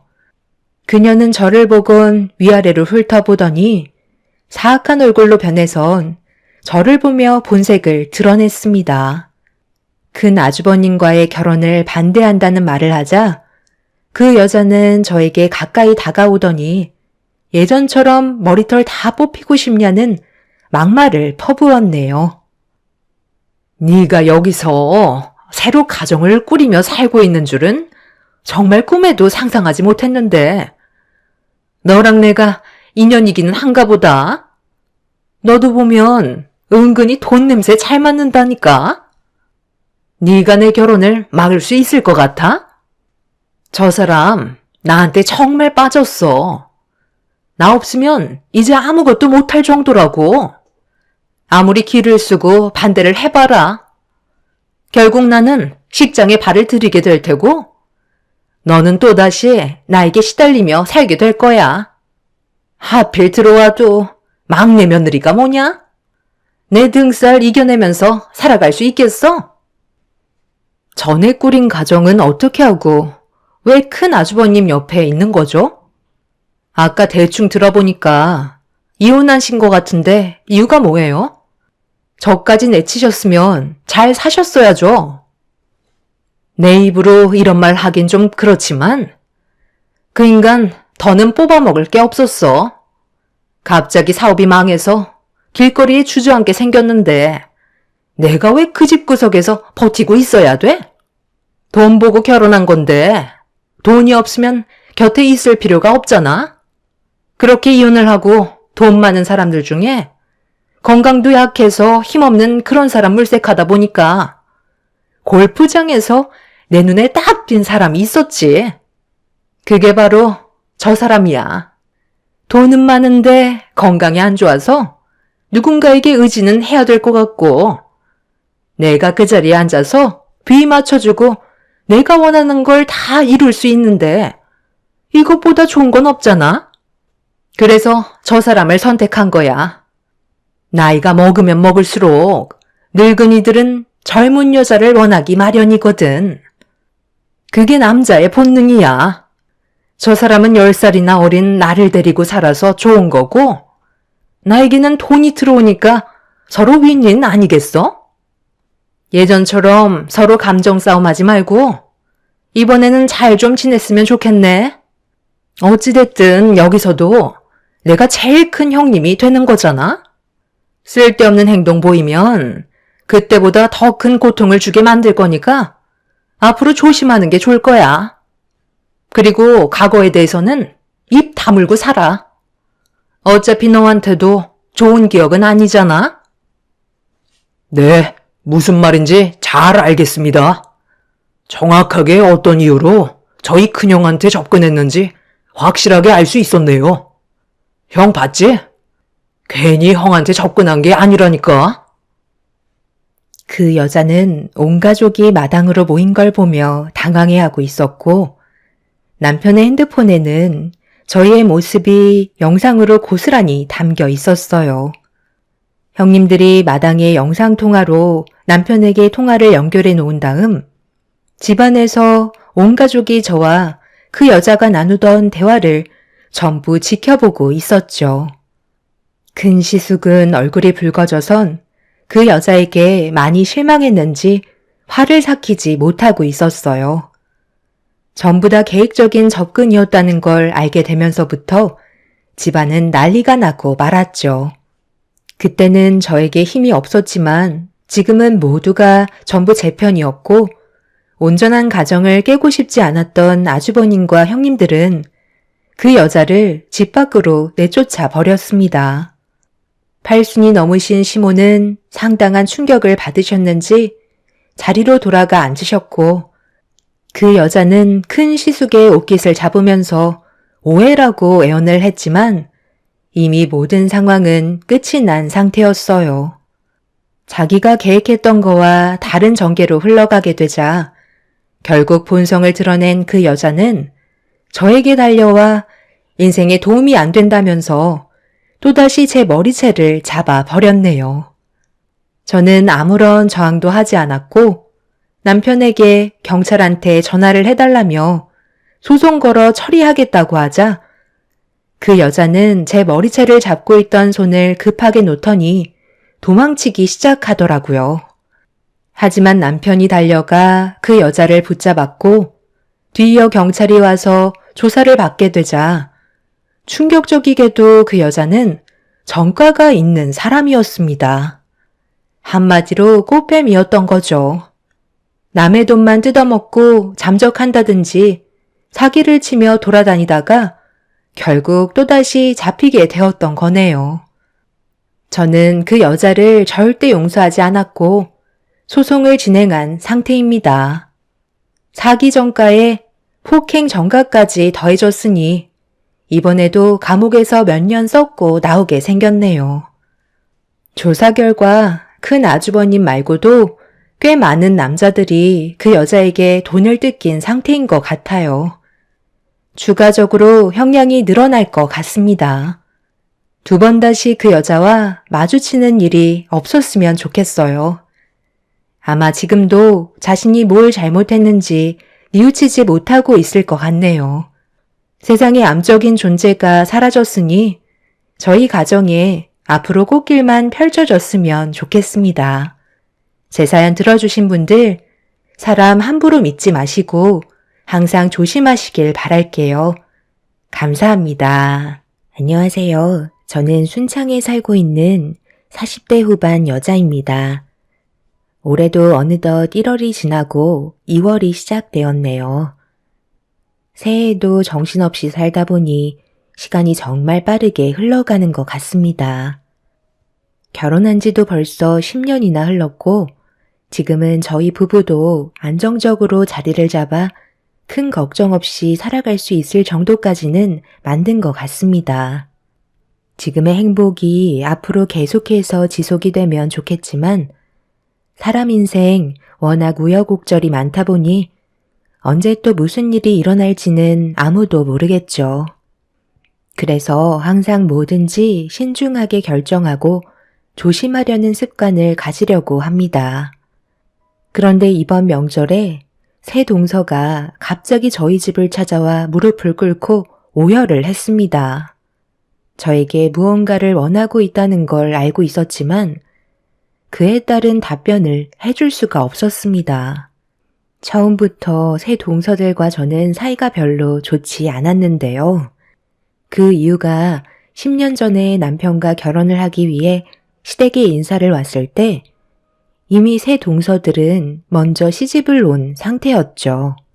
새 동서들이 워낙 마음이 잘 맞았는지 서로 주고받는 대화에 벽이 느껴지는 것 같지도 않았어요. 그런데 제가 인사를 오게 되면서 동서들이 보내는 경계의 눈빛을 볼 수 있었고 결혼을 반대하기까지 했었습니다. 아무래도 제가 맏며느리 역할을 하는 게 먼저 시집을 온 새 동서들은 그런 점에 대해서 마음에 들어하지 않는 것 같아 보였어요. 하지만 시부모님께서는 저와 남편과의 결혼을 허락해 주셨고 시댁 집안의 맏며느리 역할을 하게 되었던 거죠. 그래도 제가 먼저 새 동서들에게 마음을 열고 다가가면 좋은 관계를 형성하게 될 줄 알았지만 그건 제 생각이었을 뿐 새 동서들은 저를 따돌리며 서로만 뭉치는 모습을 보여주고 있었습니다. 그럴 때마다 기분이 좋은 건 아니었지만 그래도 손이 사람으로서 언제나 침착하게 행동했어요. 급할 필요 없다 생각했고 모든 건 시간이 해결해 줄 수 있을 거라는 확신을 가지고 있었습니다. 그렇게 시댁 식구가 된 이후부터 열심히 살아왔었는데 동서들의 잘못된 행동들을 쭉 지켜보셨던 시모는 결국 한마디 하셨고 그로 인해 새 동서들과의 관계는 더욱더 안 좋아지고 말았습니다. 그때부터 더 큰 벽이 생기고 말았지만 시모는 걱정하지 말라면서 오히려 저보고 잘하고 있다며 기운 잃지 않게 좋은 말씀을 많이 해 주셨어요. 그날 이후부터 저는 제 할 일 묵묵히 하면서 지내게 되었고 제가 오히려 동서들한테 신경을 끄고 생활하게 되니 오히려 동서들이 저에게 접근하기 시작했지만 좋은 의도로 가까이 오는 건 아니었어요. 제가 하는 모든 거에 불만을 가지고 있었습니다. 각자 사는 게 많이 바빴지만 새 동서들은 항상 자주 모임을 가지는 듯 보였고 시댁에 올 때면 제가 알 수 없는 무언가에 투자를 하고 있는지 쉬지 않고 대화를 주고받고 있었어요. 주방에서 일을 하면서 묵묵히 동서들의 말을 듣고 있었는데 넷째 동서가 자기들이 하는 대화를 제가 엿듣고 있는 게 상당히 불편했는지 불만을 털어놓기 시작했고 둘째 동서는 제가 무식해서 크게 상관없다고 옆에서 말해도 모른다며 아예 투명인간 취급을 하고 있었네요. 아무리 제가 가만히 있는다 해도 둘째 동서가 했던 발언은 그냥 넘어갈 수가 없었어요. 저를 따돌리고 자기들끼리 뭉치는 것까지는 좋은데 가만히 있는 저를 직접적으로 건드리는 건 참기 힘들었습니다. 저도 쌓였던 감정들이 있다 보니 좋은 말은 나가지 못했고 동서들은 그런 저를 잡아먹으려 달려들면서 결국 집안 싸움이 시작되었고 시동생들 또한 남편에게 막말을 퍼붓고 말았네요.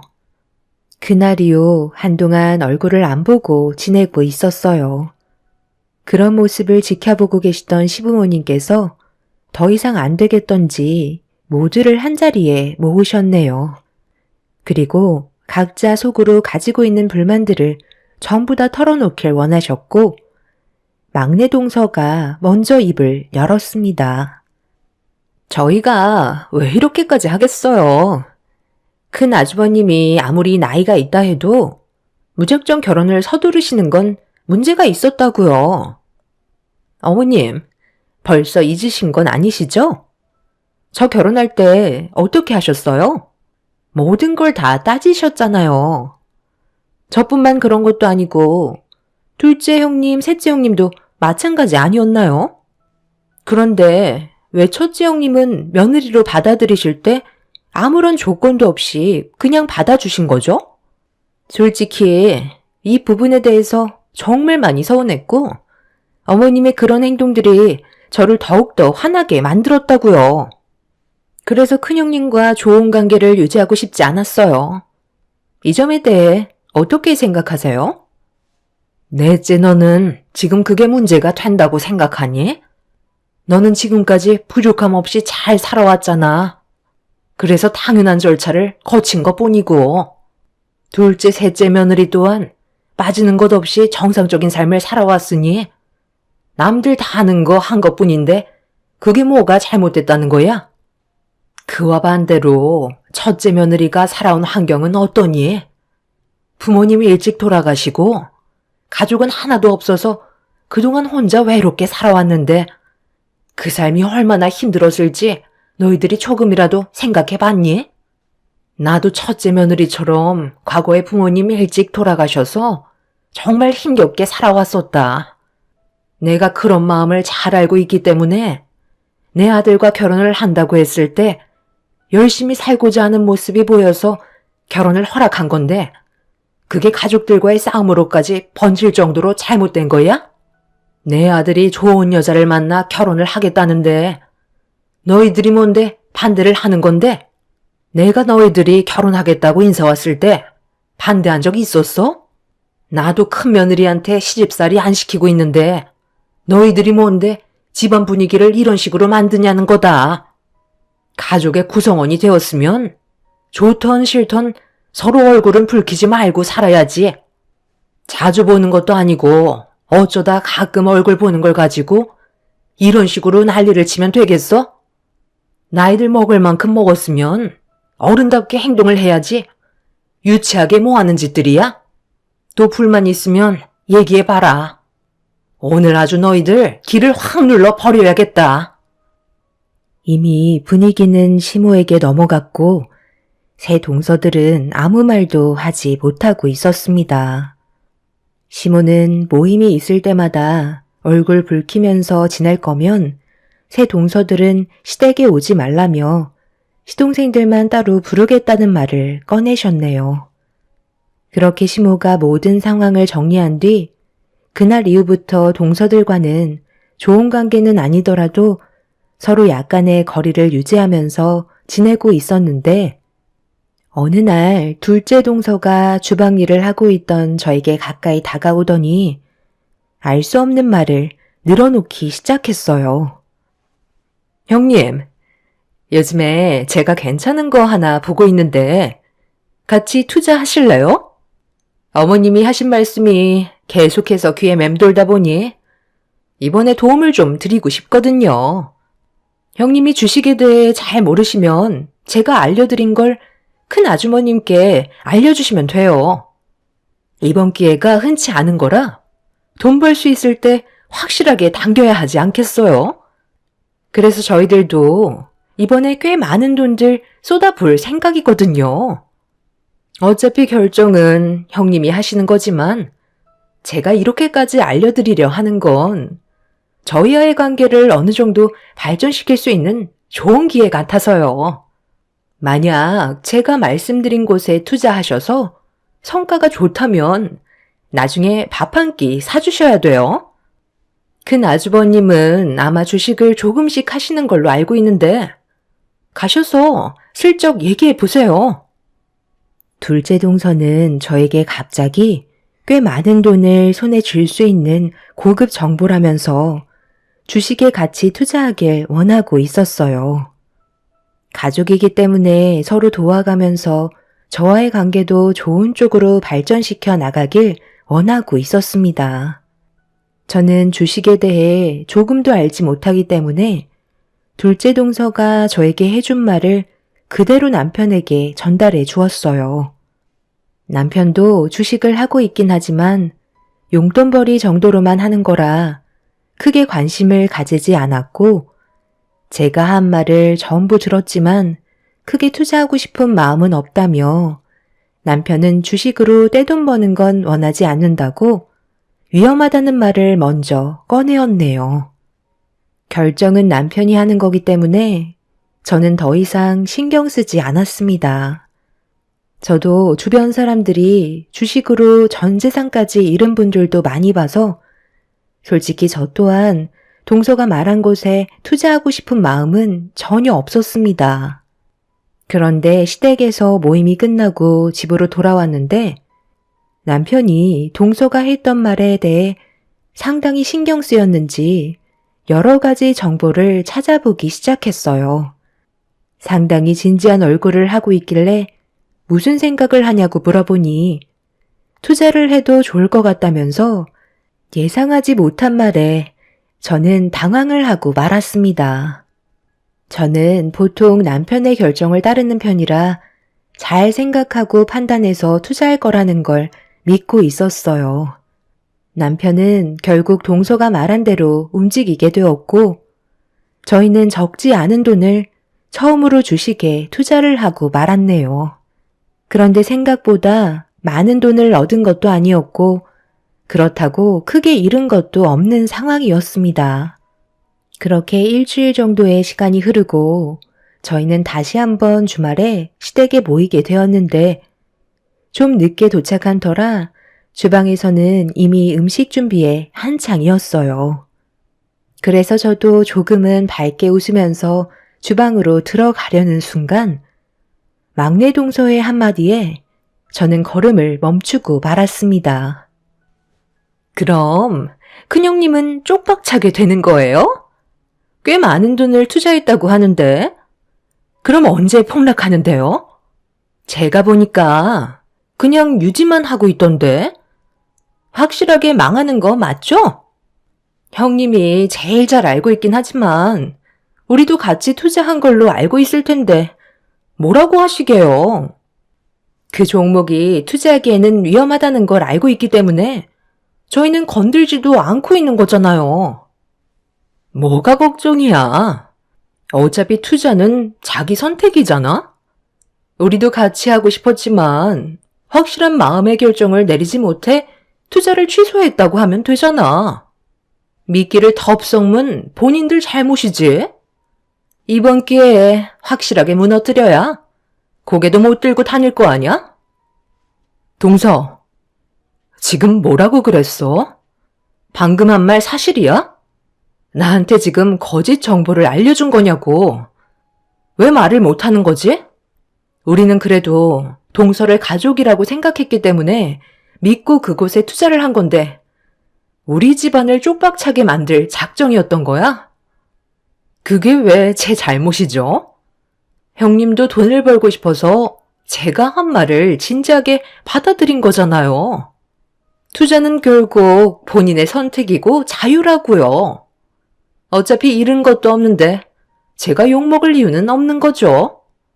제 말이 틀렸나요? 저는 둘째 동서의 말을 듣고 서둘러 남편에게 달려가 이 사실을 전부 알렸고 남편은 저를 안심시키며 걱정하지 말라고 불안에 떨고 있는 모습보단 오히려 긍정적인 모습을 보여주고 있었어요. 한순간에 모든 돈을 잃게 될 수도 있는 건데 저만 불안해하는 것 같아 걱정을 하고 있었지만 남편은 평온함을 유지하고 있었습니다. 동서들은 주방에서 저를 보며 깔깔거리고 웃고 있는데 저희 집안까지 무너뜨리려고 행동하려는 모습에 너무 큰 실망을 하고 말았습니다.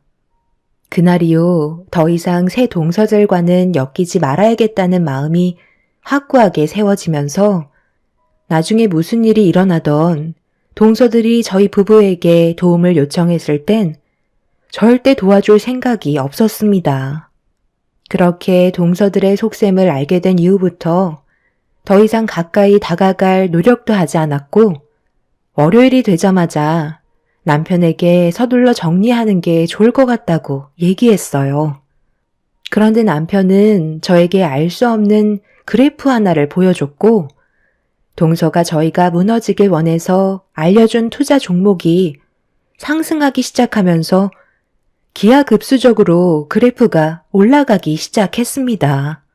그렇게 저희는 투자한 금액에서 2배를 벌어들일 수 있었고 그걸 알게 된 동서는 상당히 충격을 받았는지 다음번에 얼굴을 보게 됐을 때 전과 다른 모습으로 접근하기 시작했어요. 제가 뭐라고 그랬어요? 분명 꽤 많은 돈을 벌어들일 수 있을 거라 얘기했죠? 좋은 정보 알려드려서 얻게 된 수익이니 저한테도 어느 정도 떨어지는 게 있어야 하는 거 아니에요? 저번에 제가 그랬잖아요. 돈 좀 벌게 되면 그에 따른 보상금 주신다면서요? 갑자기 큰 돈이 들어오니까 주기 싫으신가 봐요. 이래서 사람은 돈 맛을 보면 편한다니까요. 재수 씨, 말이 좀 심한 것 같은데? 원래 우리한테 의도적으로 접근한 목적이 뭐였어요? 우리 집안이 무너지는 걸 보고 싶어서 그렇게 말한 거 아닌가? 자신의 잘못은 조금도 생각하지 않고 어떻게 얼굴색 하나 안 변하고 돈을 달라는 거야? 처음부터 진심으로 우리가 잘 되길 바라는 마음에서 접근했다면 재수 씨가 말하지 않아도 고마운 마음에 알아서 챙겨주지 않았을까요? 그래서 지금 냉전 한 푼 주지 않겠다는 거예요? 결과만 좋으면 되는 거지. 괜히 주기 싫으니까 이유 붙이는 거 아니에요? 만약 반대로 생각해봐. 동서가 투자하라는 곳에 많은 돈을 넣었는데 잃게 됐으면 그땐 뭐라고 했을 것 같은데? 투자는 자기 선택이니 어쩔 수 없는 결과였다면서 금전적으로 손해본 우리를 도와줬을 것 같아? 처음부터 나한테 접근한 의도가 잘못됐잖아. 새 동서들은 의도했던 거와 다르게 저희가 잘 되자 상당히 배아파하고 있었어요. 사람은 악의적인 마음을 품게 되면 잘 되던 일도 안 된다는 걸 동서들을 통해서 확실하게 알 수 있었죠. 새 동서들과 저는 시모 앞에서는 표현을 하지 않지만 서로 안 좋은 감정의 골은 점점 깊어져만 갔고 시댁에서 모이는 횟수도 줄어들기 시작했습니다. 차라리 얼굴 안 보고 지내는 게 좋을 것 같다고 각자가 판단하게 된 거였죠. 그래서 자연스럽게 시댁에 찾아뵙는 건 따로 가게 되었고 웬만해선 최대한 마주치지 않게 서로가 등을 돌렸습니다. 이런 생활이 반복이 되면서 살아오다 보니 가족의 의미도 없어졌고 시모는 서로 등 돌리고 사는 모습을 더 이상 보고만 있을 수 없으셨는지 돌아오는 명절날 모두에게 할 말이 있다며 한자리에 모이게 만드셨어요. 세월이 흐른 만큼 시부모님의 건강에도 문제가 찾아왔던 거였죠. 시모는 저희를 보며 한마디 하셨습니다. 내가 앞으로 너희들과 얼굴 보면서 살아갈 날이 얼마나 되겠니? 그런데 언제까지 서로 얼굴 붉히면서 살아갈 거야?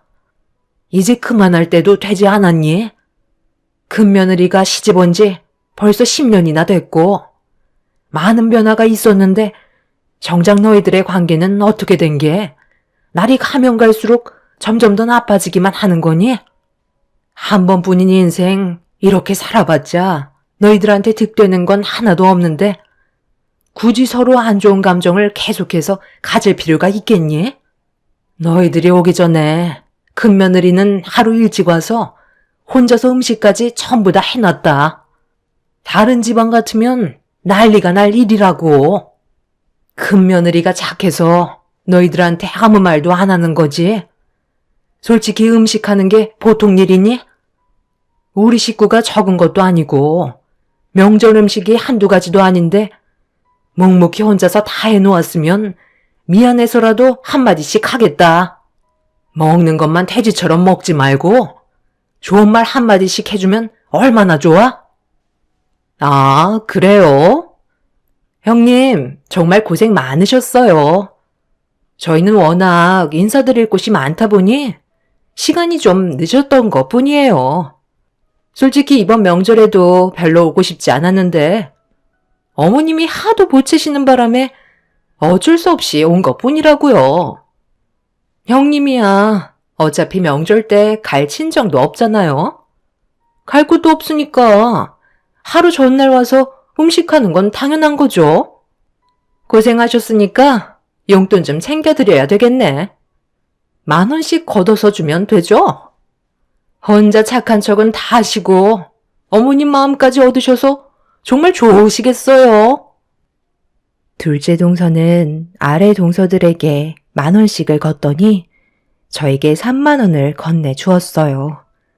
너무 어이가 없어서 얼굴이 붉어졌고 둘째 동서의 행동에 저 또한 화가 많이 차올랐습니다. 하지만 시모가 저를 바라보면서 참으라고 하는 것처럼 눈빛을 보내시길래 화를 억누르며 제 앞에 놓여있는 30,000원을 바라보고 있었습니다. 자존심이 너무 상해서 표정 관리가 되지 않았었어요.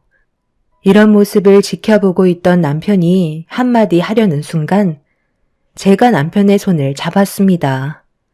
시모가 참으라고 했으니까 참는 게 좋을 것 같아 보였죠. 시모는 더 이상 아무 말 하지 않으시고 새 동서들을 묵묵히 바라보고 계셨습니다.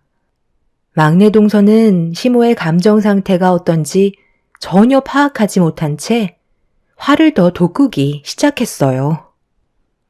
큰형님이 음식을 하셔서 그런지 너무 맛이 별로였어요. 제가 발로 만들어도 그것보다는 잘 만들걸요? 솔직히 제 10,000원 드리는 것도 너무 아까워요. 음식이 음식다워야 그에 따른 가치를 지불하는 거죠. 제가 봤을 때 음식값 1,000원이면 될 것 같은데요. 저는 10,000원도 아깝게 생각하니까 1,000원으로 바꿔드릴게요. 아니다. 그래도 오늘은 명절이니까 5,000원 드리도록 할게요. 형님들도 그렇게 하세요. 솔직히 음식 맛 별로였잖아요? 그냥 배 채우려고 먹은 건데 지금 속도 안 좋아요. 너는 어떤 분위기인지 전혀 살피지를 않는구나. 내가 얼마나 참고 있는지 안 보이니? 여기 모인 사람들 중에 네가 제일 많이 먹은 건 몰라? 그리고 큰며느리가 하루 꼬박 고생해서 만든 음식값이 30,000원밖에 안 된다는 거니? 너희들 나랑 정말 해보자는 거야? 눈 감아주는 것도 한계라는 게 있는 거다. 다들 큰며느리한테 그동안 명절 때마다 고생 많았으니까 각자 100,000원씩 토해내도록 해라. 맨날 모이기만 하면 하는 둥 마는 둥 눈치나 살살 보면서 수다나 떨 줄 알지? 정작 하는 건 큰며느리가 전부 다 했잖아. 이번에도 고생 많았으니까 그동안의 노력을 봐서 100,000원씩 주는 게 좋을 것 같다. 어머, 어머님, 지금 그게 무슨 말씀이세요? 저희도 먹고 살기 팍팍하다고요. 100,000원이 땅 파면 나오는 것도 아니고 그 큰 돈이 지금 저희한테 있을 이유가 없잖아요. 요즘 경기가 안 좋아서 얼마나 먹고 살기 힘든데 너무 억지 피우시는 거 아니에요? 너희들이 그렇게 나온다는 거지? 내가 어떻게 나올 줄 알고 지금 토를 다는 거야? 그래, 알았다. 오늘 이 시간 이후로 나한테 며느리는 첫째 하나뿐이고 너희들은 더 이상 우리 집안의 가족이 아니다. 서로 인연 끊고 각자 인생 가는 게 좋을 것 같구나. 시모는 테이블 위에 올려져 있던 3만 원을 손에 쥐시더니 새 동서들의 면상에 던져버리셨고 자리에서 일어나 방으로 들어가셨어요. 시부 또한 화가 많이 나셨는지 시모의 뒤를 따라 들어가셨습니다. 남편은 시동생들에게 한심하다면서 혀를 차며 밖으로 나가버렸네요. 새 동서내외는 굳어진 얼굴로 저를 노려보고 있길래 그런 얼굴 보고 싶지 않아서 자리에서 일어나 주방으로 들어가 제 할 일을 시작했어요. 새 동서들은 시동생들에게 시댁에 더 이상 오지 말자며 서로 수군거리더니 서둘러 짐을 챙기고 있었습니다. 그렇게 인사도 없이 집 밖으로 나가버린 동선 애들과 저 또한 2번 다시 얼굴 안 보며 살고 싶었는데 밖으로 나갔던 동선 애들이 갑자기 우르르 몰려 들어오더니 시모의 방문을 강하게 두드리기 시작했네요. 둘째 동서는 다급한 목소리로 시부모님을 애타게 부르고 있었어요. 그리고 잠시 뒤 말도 안 되는 엄청난 일들이 눈앞에 펼쳐졌고 저는 입을 다물지 못했습니다. 어머님, 문 열어주세요. 창고에 있던 저희들 돈 전부 다 어디 갔어요? 그동안 저희가 따로 현금으로 모아두었던 돈들이잖아요. 그거 어디에 두셨냐고요? 앞으로 2번 다시 찾아오지 않을 테니까 저희가 이용하던 창고에 넣어둔 돈들 전부 다 돌려주세요. 어머님이 가져가신 거 제가 다 알고 있거든요. 그래서 형님한테 100만 원씩 주라고 하신 거잖아요. 글쎄다, 나는 모르는 일인데 너희들이 이용하는 창고였고 자물쇠로 단단하게 걸어놔서 내가 그 안에 뭐가 있는지 그걸 어떻게 아니? 거기 안에 돈이 있었던 거야? 땅에 묻어두기라도 했었나 봐. 어찌됐든 나는 모르는 일이니 너희들이 알아서 해라. 엄마, 정말 이럴 거예요? 우리가 세금 안 내려고 창고에다 얼마나 많은 돈을 숨겨놨는지 아시잖아요. 저희가 창고 이용하는 목적으로 매달 돈도 드렸는데 어떻게 그러실 수 있으세요? 그 돈 없으면 저희 정말 큰일 난다고요. 어머님, 혼자 그 많은 돈들 옮기시지는 않았잖아요. 분명 아버님도 같이 옮기셨죠? 창고에 지폐 한 장 없이 텅텅 비어 있다고요. 그 안에 저희가 모아둔 현금만 30억이 넘는데 그거 없으면 쪽박 차는 건 시간 문제라고요. 제발 부탁드릴게요. 큰형님한테 100만 원씩 주면 되는 거잖아요. 앞으로 좋게 해결할 테니까 창고에 쌓아두었던 돈 다시 돌려주세요. 어머님 믿고 맡긴 돈들이었는데 이런 식으로 배신하는 게 어디 있어요? 국세청에서 세금 조사 나오는 거 피하려고 어머님 댁에 숨겼는데 어머님이 그 돈을 홀라당 가져가시면 저희 정말 큰일 난다고요. 모든 계획에 차질이 생기면 어머님이 책임지실 거예요? 그게 왜 내 책임이니? 나는 너희들한테 돈을 받고 창고를 이용하게 해준 것밖에 없는데 그 안에 얼마나 있었는지 그런 건 나는 전혀 모르는 일이다. 그리고 그 돈들은 당연히 세금으로 나가야 될 돈이면 너희들 것도 아닌 거잖아. 좀 제대로 살면 안 되겠니? 이런 식으로 잔머리 굴린다고 국세청에서 모를 것 같아? 어찌됐든 나는 전혀 알지 못하니까 너희들이 찾아봐라. 그러게 애초부터 마음씨가 고왔으면 이런 일도 생기지 않았지. 너희들이 분명 인연 끊겠다고 했으니까 2번 다시 찾아오지 마라. 새 동서내외들은 정상적으로 세금을 납부해야 되는 돈들을 다른 방향으로 현금화를 해서 자택에 숨기지 않고 시댁의 창고를 빌려 그곳에 돈을 숨기고 있었어요. 새 동서들은 항상 모든 일이던 함께 했었기 때문에 모아둔 돈도 비슷해 보였습니다. 그런데 그 돈이 하루아침에 어디로 갔는지 알 수가 없게 되자 집안은 난리가 나고 말았죠. 시부모님께서는 절대 모른다는 말뿐이셨고 방문도 열어주려 하지 않으셨어요. 한참 동안 시부모님을 설득시키려 했던 새 동선의 애들은 결국 눈앞에서 큰돈이 사라지게 되자 이성을 잃어버렸고 돈을 찾겠다고 난리를 치고 말았습니다. 그런데 잠시 뒤 경찰분들이 시댁으로 찾아오셨어요. 시모가 동서내외가 난리를 치자 신고를 한 듯 보였습니다. 동서들은 자신들이 걸리는 게 있다 보니 아무 말도 하지 못한 채 경찰들의 제재를 받아 결국 본인들의 집으로 돌아가고 말았습니다. 그제서야 방문을 열고 걸어 나오신 시모는 아수라장이 되어버린 집안을 정리하고 계셨습니다. 남편은 시모에게 창고에 정말 돈이 있었냐고 물어봤지만 아무것도 모른다는 말만 반복하셨네요.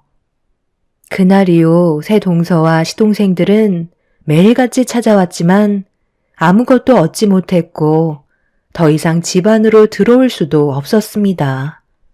새 동서들은 많은 돈들을 숨길 만한 곳이 한정되어 있다며 집 주변을 샅샅이 뒤지면서 땅까지 파헤치기 시작했어요. 나중에는 포클레인까지 동원해서 집마당을 쑥대밭으로 만들어 버렸죠. 하지만 동서들이 창고에 숨겨두었던 돈은 절대 찾지 못하고 있었네요. 결국 새 동서내외들은 자신들이 선택한 행동에 대해 후회하며 땅을 치고 있습니다. 둘째 동서는 시모에게 원하는 게 뭐든 말만 하면 전부 다 들어주겠다고 했지만 시모는 둘째 동서의 말을 들으려 하지 않았어요. 그렇게 지금까지 새 동서내외들은 시부모님께 절절매며 돈을 숨겨놓은 곳을 발견하기 위해 애쓰고 있습니다. 그런데 이번 명절에 새 동서가 저희 집에 찾아와 무릎을 꿇었어요. 그리곤 오열을 하며 그동안 했던 잘못에 대해 용서를 구했습니다. 제가 시모를 설득시켜줘야 돈을 받을 수 있을 거라 생각한 것 같았어요. 새 동서들은 세무조사가 이루어지면서 압류 스티커까지 붙어져 버린 상태로 일이 더 커져 버린 상태라 발등에 불이 붙어버려 하루빨리 해결을 하고 싶어 했습니다. 하지만 시모 또한 저에게 아무 말도 하지 않으셨기 때문에 제가 도와줄 수 있는 건 아무것도 없었네요. 그런데 넷째 동서가 무릎을 꿇고 있다가 핸드폰을 들더니 시모에게 영상통화를 시도했고 본인들이 잘못을 뉘우치고 있다는 걸 보여주고 있었습니다. 하지만 시모는 아무 말도 하지 않으시곤 전화를 끊어 버리셨네요. 단체로 쪽박을 차버린 동서들은 땅을 치며 후회하고 있습니다. 그리고 며칠 전에 시모에게 전화가 왔는데요. 새 동서들의 돈을 가져간 게 맞다며 처음에 창고를 빌려줬을 때는 용도의 목적을 몰랐는데 일부러 세금을 내지 않으려고 숨겼다는 걸 알게 되면서부터 괘씸한 마음이 들었고 그래서 돈을 숨겼다는 말을 듣게 되었습니다. 그리고 조만간 국세청에 신고를 하게 될 텐데 그에 따른 포상금이 대략 최대 10% 3억 정도 나오면 그 금액 전부를 새 동서들이 보는 앞에서 저에게 주겠다고 하셨네요. 새 동서들이 앞으로 후회하면서 살아갈까요? 본인들의 욕심을 채우려다가 오히려 당한 꼴이 되어버렸네요. 참 안타까울 뿐입니다. 제 사연 들어주신 분들, 가족들과 언제나 화목하게 지내시길 바랍니다. 남는 건 가족밖에 없는 것 같네요. 감사합니다.